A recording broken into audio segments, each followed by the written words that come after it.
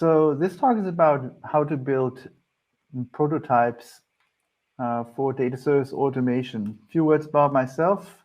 You heard we are building application developer platforms, and in particular, we automate data services for quite a few years now. Started in 2013 and 14 with on-demand provisioning of virtual machines, and now onboarding more Kubernetes operators these days. So we are also building these operators. But data service automation is one of my passions beyond my company. And I would like to share some of the impressions I've collected over the years with you, and then talk about what this means for Kubernetes, and finally, how to prototype such automation with Kudo. So when you talk about data and data automation, there's a variety of things you could understand under that term. And therefore, I'd like to present you with a mission statement, so to say. And that would be fully automating the entire lifecycle of a wide range of data services to run on cloud-native platforms across infrastructures at scale.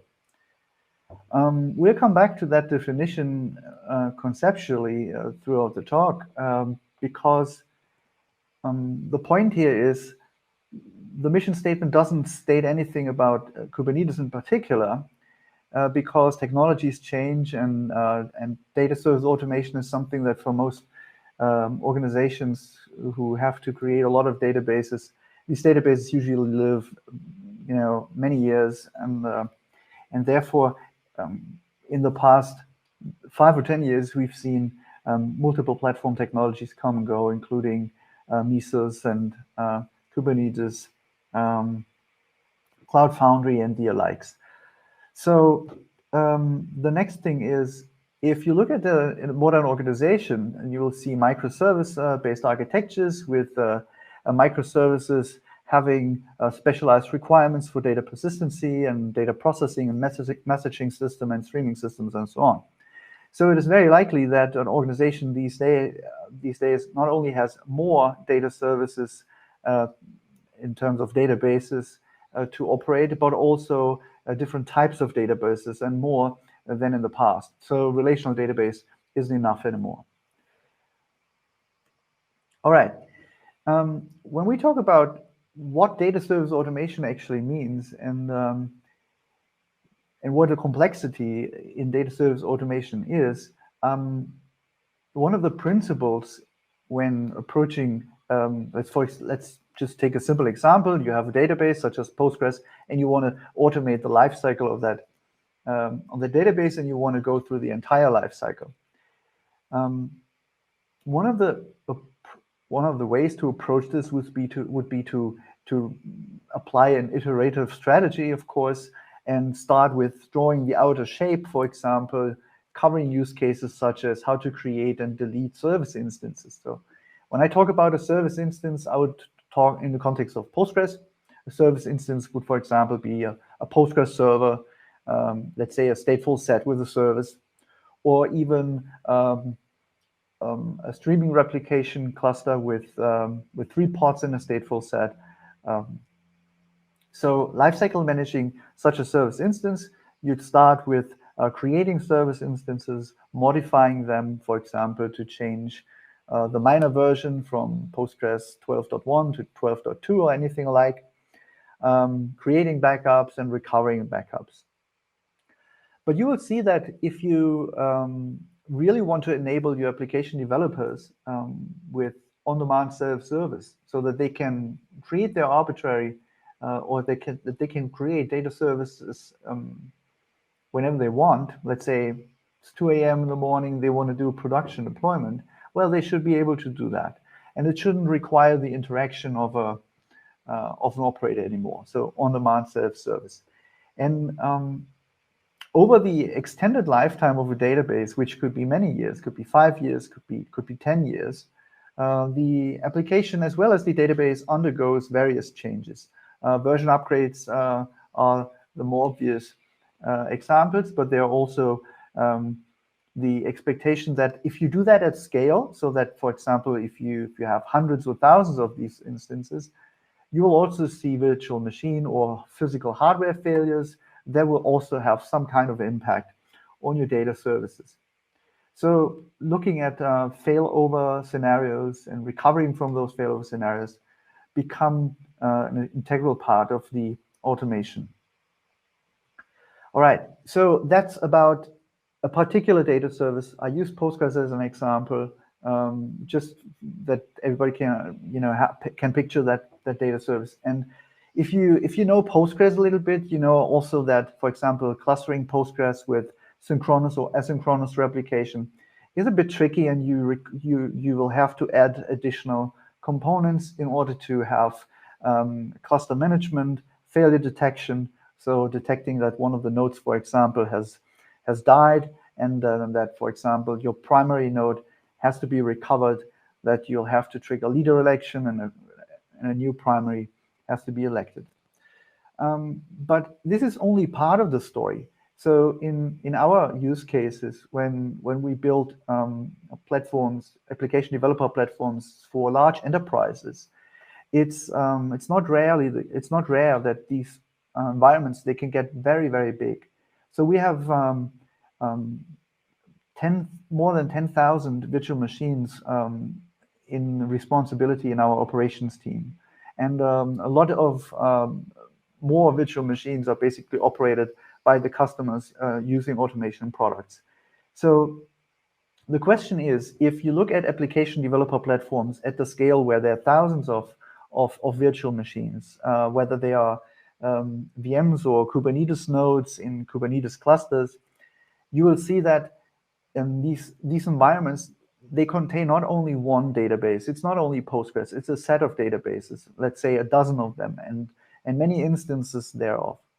So if you think about data service automation, the question is, what is your actual goal? And as I presented early on, the goal in general would be that the automation is made sure enough that you can not only lifecycle manage a single database, but many instances of the many Postgres databases, for example. And if you have multiple operators covered, you can say that in such an environment of thousands, where thousands of application developers create and modify their databases, the automation will cover that job without human intervention being necessary. All right, but this is how to build a development or production-grade software. And one of the takeaways here is that scale actually matters. So if you talk about the viability of a particular solution, you really have to think and evaluate what is the context you're applying this. So if you think about that simple task of making sausages for your customers, you can see that there are various different implementations depending on the scale you do that. Data service automation with Kubernetes. We've heard today very good arguments, and I think I'll agree with a vast majority of what has been said earlier. I think Kubernetes is ready to take on to onboard data services. So there's no need to keep entirely a Kubernetes cluster entirely stateless and just deploy your stateless applications to Kubernetes. However, if you look at very large organizations and they want to have a central governance about, for example, how data services are created and what exactly you can configure, the question is, how can you do that with Kubernetes? And some of the answers will be covered in this talk. What I can also say from experience is that we have clients who started enthusiastically looking into Kubernetes, especially to operate databases, and some of them have abandoned these projects. And this doesn't tell a negative story about Kubernetes. It just means that some workloads are very, very specific and have a stronger, let's say, tendency to run on a virtual machine because the para-virtualized virtual machine technologies provide you with a high degree of isolation. So especially for high performance applications where you need control over network I/O and disk I/O isolation, a virtual machine is still setting itself apart from a container. However, with Kubernetes and Kubernetes implementations where this kind of weak isolation is addressed, this, well, let's say affinity towards virtual machines could disappear. And this is one of the beliefs that we also share. So Kubernetes for data services and for data, that's a thing. So first of all, I'd like to talk briefly about what are the stages of developing. So if we approach a new data service, I will present an example of a data service that you potentially have never heard before. It's called Secondo. If you start developing your own solution because you want to operate that database, we propose to have 4 different levels on approaching that such a project. At first, we need to understand if you talk about a service, a data service, what would a sysop do? For example, Postgres. How do you set up a Postgres server? How do you configure a Postgres server? What are the variables that within the configuration file you have to adapt, for example, to the size of a pod? For example, having a cache that has a certain size corresponding to the memory available in the pod. Once you have that, once you understand how the service works, depending on the service, and Postgres is a good example, you'd have to think about how to cluster it, how to make it highly available, for example, by applying a replication strategy.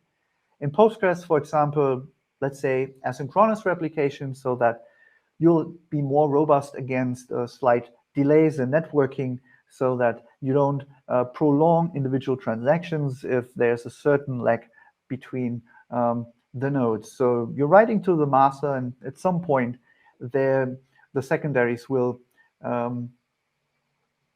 actually be up to date.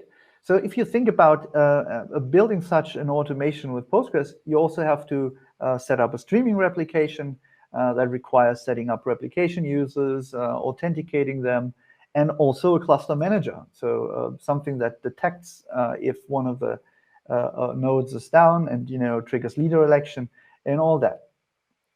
So having that knowledge together, how would a human operator operate a data service is basically what here is called operational model level 1. So once you know that, you'll start containerizing your application, and assuming that there's already a container image, you start creating YAML specifications and apply kubectl to manually build your service instance until you find that, well, there's a service, there's a stateful set, there's a config map, you have your stuff together. And at this point, you're ready to enter level 3, where you build an operator. Now, I call this operator. We know that the operator SDK is not the only way to integrate data in Kubernetes and data automation in Kubernetes, but I think the term has been spread quite, and it's quite popular.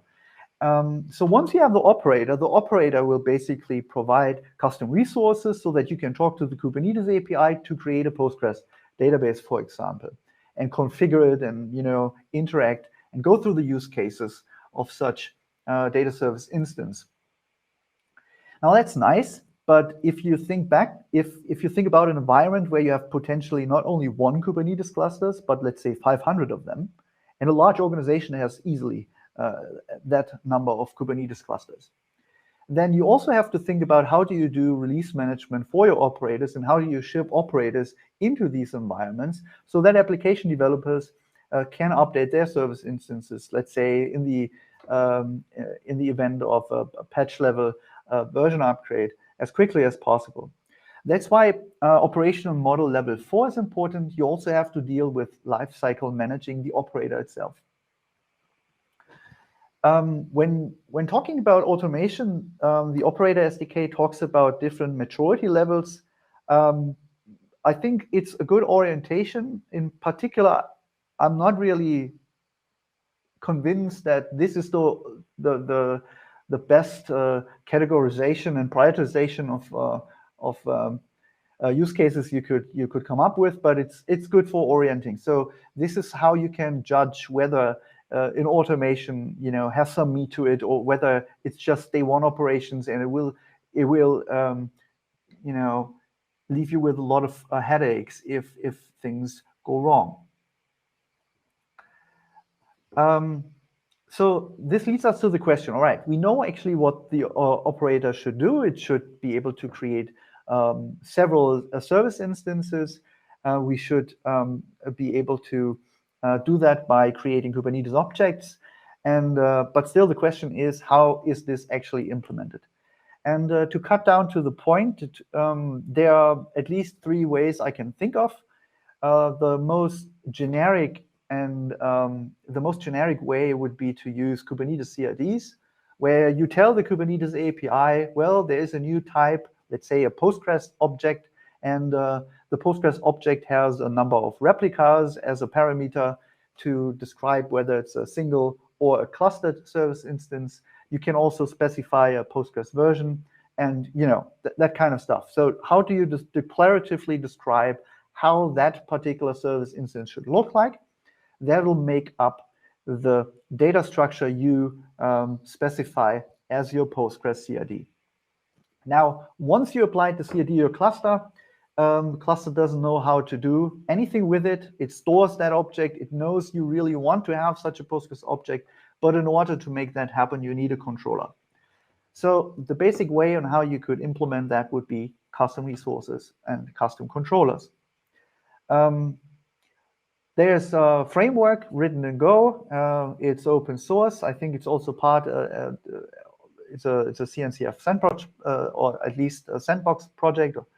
I'm not sure about the particular status at the moment, but the Operator SDK is a way on how to approach building and specifying CRDs and custom controllers. All right, so that's nice, but you either have to use Helm charts in there, which limits what you can do with it, or you can use Ansible or Go code, while Ansible and Go code options will provide you with the, well, let's say, biggest flexibility. Now, in our own journey in building operators, we started with the assumption that the Operator SDK will be sufficient to build these controllers and CRDs. And we've recently learned that some of the more opinionated assumptions in the Operator SDK, they actually create restrictions that are undesirable as well. So depending on how deep you want to go into the rabbit hole, even the Operator SDK might create some restrictions for you. And now there's Kudo. Kudo takes a different approach in that sense that it's not something that is more like, it's not a framework in the sense that the Operator SDK is. You don't have to do programming. All you have to do is declare an operator. So Kudo provides you with the operator manager, which is a generic component, and all you provide the Kudo operator manager is a declaration how the operator builds service instances. And that's a very interesting and neat concept, and there are very nice abstractions in Kudo that are worth looking at. So I can just recommend everybody looking at Kudo, not necessarily because you want to use it to automate the most important database in your company. I would discourage that, but it's absolutely interesting to see how it works. So Kubernetes, as I said before, CRDs, this is basically describing a data structure that you'll teach the Kubernetes API. Kubernetes will then have or offer an endpoint to create objects. Here, for example, we describe a Postgres object, as I said earlier, specifying properties such as replicas and Postgres version. If once you applied the CRD, you can then specify objects according to that CRD, custom resource objects that are compliant with the custom resource definition. But again, without a controller, you basically store this information in etcd within Kubernetes, but nothing happens. So the magic actually comes with adding a controller. Here's a bit of code taken from an exemplary Operator SDK code where you basically watch for such an object to emerge. So if such a Postgres option, for example, object is being created, you would then trigger a reconcile loop. You would basically find out, is this a new object? Yes, which means that the secondary resources you want to create, that would be, for example, let's say a service, a headless service, and a stateful set for creating a Postgres instance. And that's basically what the code does. It creates secondary objects based on the specification of the primary object. Primary object Postgres, secondary objects would be a headless service and a stateful set. I know this is a bit simplifying. So here saying that a Kubernetes controller translates primary resources in secondary resources automatically triggers the idea that the secondary resources can only be Kubernetes native resources, such as stateful sets or deployments or replica sets or pods or jobs. But this is not the case. So for example, in our implementation of Postgres, we have abstractions for service bindings, which means the connection of an application with a data service to make that more comfortable, as well as for backups. And you can imagine that, for example, if you create a backup, well, you could use jobs underneath, but you could also create a CRD where allowing application developers to create, for example, a service binding, and then for a service, for actually reconciling the service binding, you could connect to a database and create a database user there based on a secret that you've created earlier. So this is an example where reconciliation of a primary resources will also modify a non-Kubernetes native resource on behalf of a controller. All right, so this is where Kudo comes into the game. Let's assume we want to build an automation for a data service that's more experimental, which I'm doing in my spare time. I'll come to that example a bit later. And this is where the Kubernetes Universal Declarative Operator becomes handy. It states that you can focus on your software, you don't have to know much about Kubernetes, and it's also for day 2 operations. Well, I would disagree a bit with that, especially with the day 2 operations part of it, because it limits what you can do with operators a bit, but that's not a big problem. It still has a lot of purpose, in my opinion, and it's fun to use, definitely usable in those level 2 and level 3 stages when developing operators and when developing automation. So let's assume you have a rather complicated data service that requires a lot of different Kubernetes objects to be created. When you create a service instance and you want to create an object, an operator that does that for you and makes that easy. I'll give you an example. This is an experimental database I'm working with in my spare time. It's a monstrous database with, I think, 2,000 different operators built in, and database operations built into the database. It's a graph database. It's a key value store. It's a relational database. It does do things on disk. It does do things on memory. It has spatial extensions and spatial temporal extensions, where you can basically modify and model phenomena such as polygons, shapes that will evolve over time. So imagine you have, let's say, 2 forest fires, and you want to model the forest fires as they evolve over time, and then query where the firefighter, which is, let's say, a moving line or moving point, and you want to query where this firefighter has been closest between the fire. So this is something that database can do. And in order to make large data process or query across large data sets, you want to set it up as a distributed system. So in this picture, you can see that a single data service instance, which means a single distributed system of Secondo, for one use case already consists of 4 stateful sets. In this example, we have 2 different groups of stateful sets.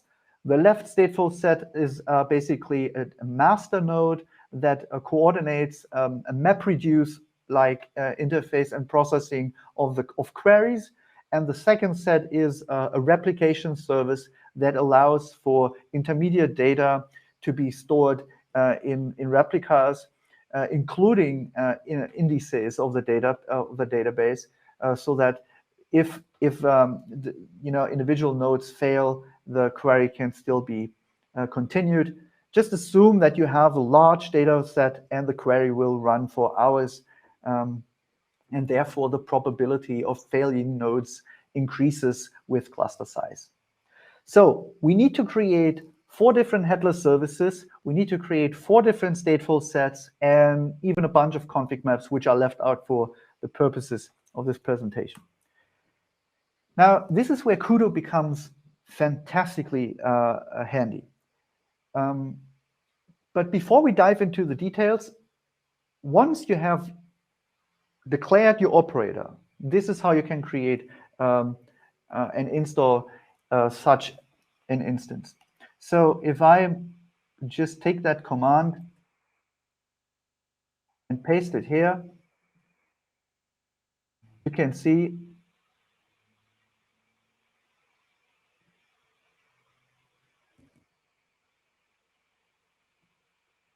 that one after one, this service instance will be created.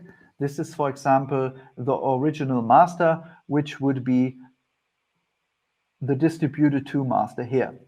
So it will take a while, and one after one, it will create the other resources as well. So you can see the workers are being created, which is a second stateful set, and along with that, you would see the pods will be created.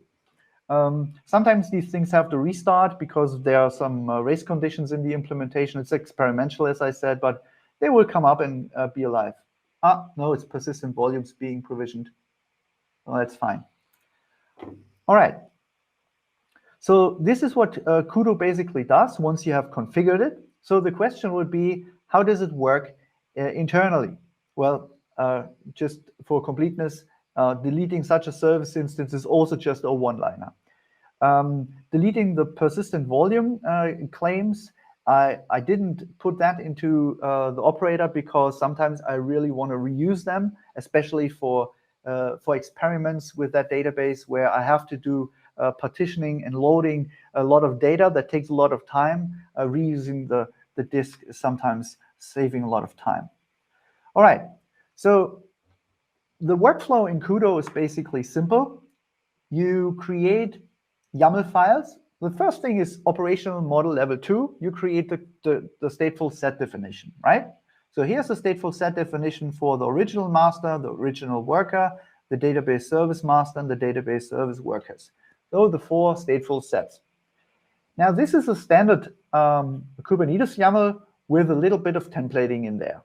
So straightforward. It's just pasting your YAML files into that template folder, apply a little bit of templating, and then you create a so-called operator YAML, which would be the second part of building a Kudo operator. And as you can see here, building such a complicated service instance is not more than 103 lines of YAML code. It basically breaks down the creation of the service instance into a sequence of applying tasks against the Kubernetes API. So the tasks are here defined, for example, create services. And this create service task breaks down into kubectl applying this file, which refers to the service definition contained in this file. So it's really simple and straightforward. So we'll do that with the stateful set definitions and everything alike.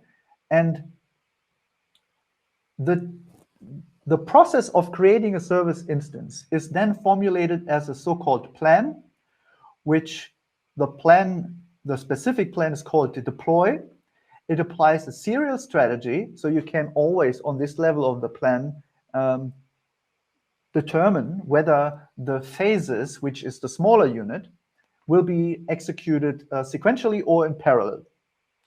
Each phase is then subdivided into steps, which then map to tasks.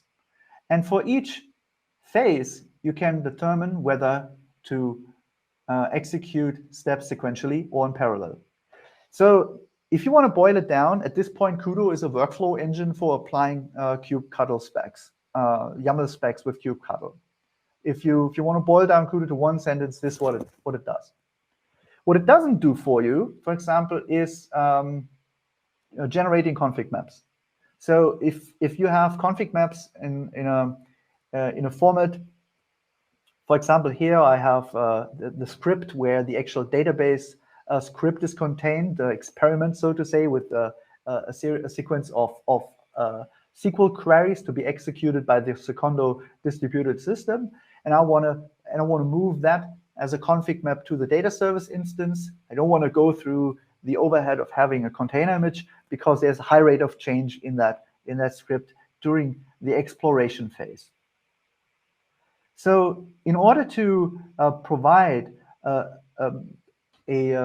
config map that can just be applied by Kudo, I use customize, and well, hate me for it, but I'm using a makefile to execute customize. So customize basically compiles config map from files in the file system.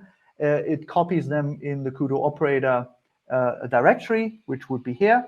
And such a config map looks then similar to this. So it's just customize basics, used in a makefile, generate that config map, and then this config map is referred to here by a task, and the task is just applying the file. So it's simple.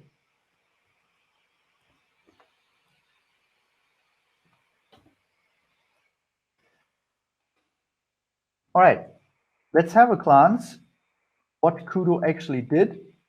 So you can see the service instance is up and running. So there's no workload there. We don't have to log into the database here. But the point I was trying to get to is, with a bit of YAML, we described a fairly complex service instance. And for example, when I'm doing research within the database, so I'm recompiling extensions to the database, which I develop in C++, and I do that regularly. So I want to create a service instance, rerun an experiment, and so on. And I don't want to run this database for an extended amount of time. I don't need backups. I don't need monitoring. All I want is create those resources and destroy them rapidly within my experiments. And I cannot think of a faster way of getting there than to use Kudo. So a few of the limitations I've already mentioned. It's an alpha version, which means that it is subject to change. It will break the API, so you may have to touch your operators or operator specification from time to time, or redeploy the operator manager. Lately, there wasn't so much activity in the repo, so I'd have an eye on whether it's been actively developed. But assuming that the company behind there also has other tasks to do, I would assume that they will revisit Kudo after an extended period of time, and that it's still a viable project. Now, in our example, the operator was exactly doing what I mentioned earlier. All it did was creating secondary resources that are native to Kubernetes. So we didn't do a service binding where you have to create a database user. We didn't do a backup where you have to somehow access the database and write to the local file system and move files to an external object store, anything alike. And under these conditions, Kudo works perfectly, and it's very simple and straightforward. If you want to go and deep down the rabbit hole and create custom user behavior, for example, provide custom status fields in your controller, this is something you can do. Although the status fields provided by Kudo are already, let's say, expressive in the sense that Kudo has its own CRD. It's called instances, and you can basically get such an instance and look at it.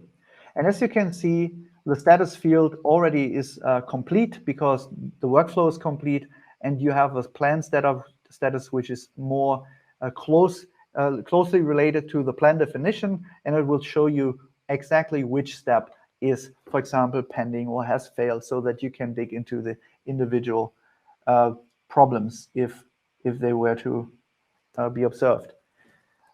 Yeah, non-native Kubernetes, we covered that. Yeah, as you can see now, the CRD that comes with Kudo is called instances.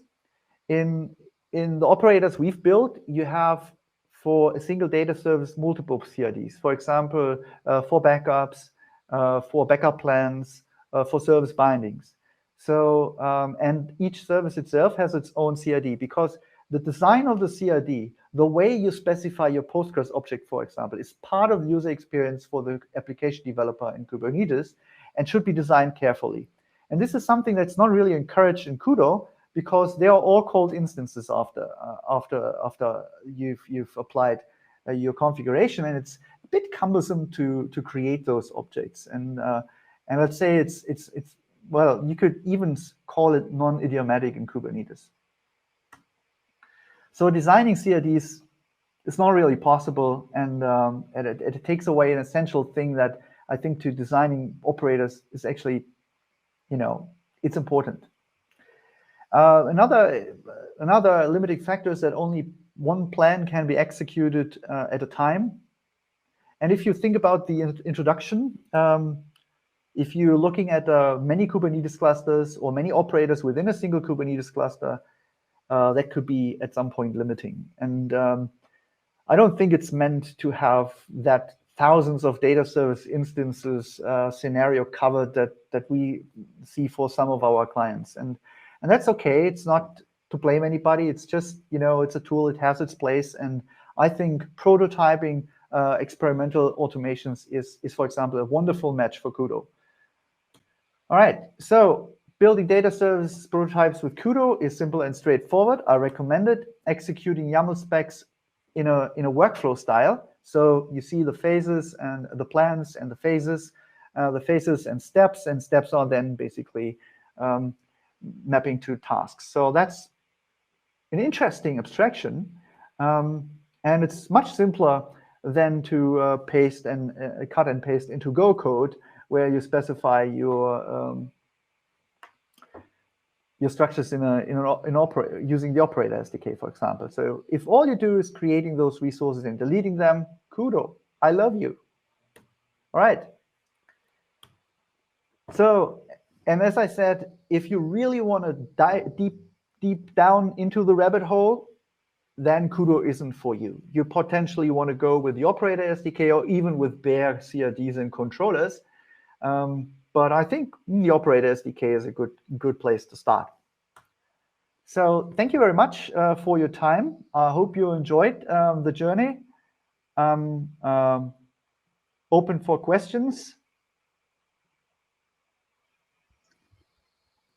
Perfect. So thank you very much, Julian, for your talk and also for giving us deeper insights into data prototype automation, data service automation, and also on showing us in a very practical way how Kudo actually works, how it can be used, and what its limitations are. So I opened also up the chat. The participants, please feel free to ask questions. We can see them, and Julian can also answer them. Yes.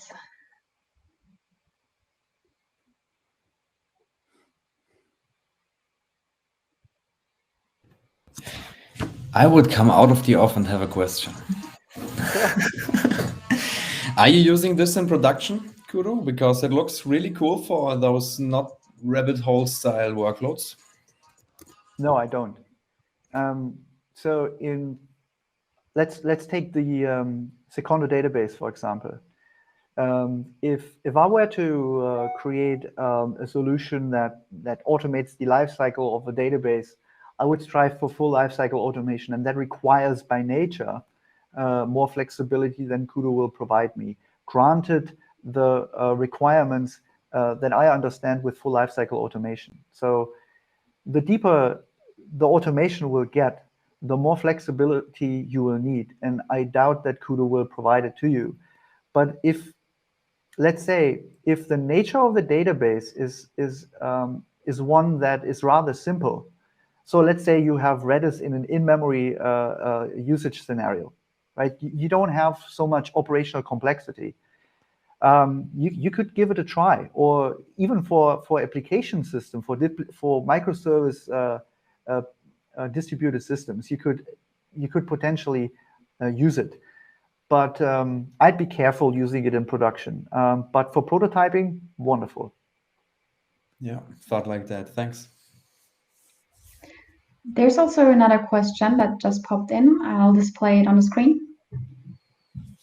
Yeah, what is the recommendation for production lifecycle management for databases like Postgres? Again, we have to distinguish level 3 and level 4 of the operational model, which would be the operator as well as lifecycle managing the operator. When it comes to developing operators, we are currently working with the assumption of the operator SDK as the underlying foundation. As I said, we already found some limitations, and at some point, we believe there might be a break-even point where where even the operator SDK becomes a burden. But as the operator SDK also evolves, I would still say that for most cases, the operator SDK will be the best starting point. So now you have an operator. The question would be, how do you lifecycle manage the operator? How do you distribute operators in environments? How do you distribute the container images that will be required systematically into large environments with hundreds of Kubernetes clusters? And I think this is where there's still some research work to be done. We believe that for lifecycle managing Kubernetes clusters at scale, there's currently not a tool that I know of that really covers it all. It's not Helm charts for sure, because that's too simplifying. The operator lifecycle manager that comes with the operator SDK is not a perfect match for our use case either.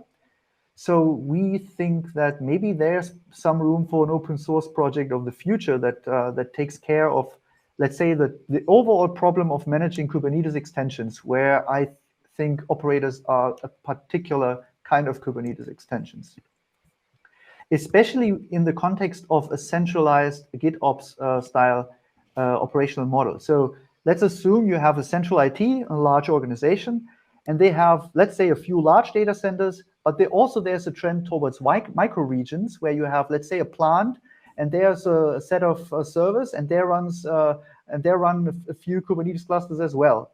And how do you centrally manage Kubernetes clusters with their extensions and their payloads on behalf of, let's say, the end users? Could be application developers, or could be end users.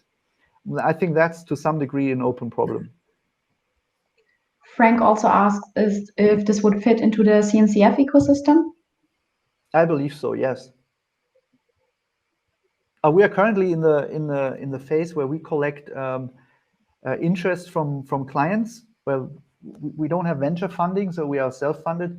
We'd be happy to see people join that mission and then maybe bootstrap a new open source project around this. So if anybody has interest because he has similar challenges, just reach out, and I'll keep you up to date to the conversations. We're looking for startup customers who will help and contribute with the problems they have and share their challenges.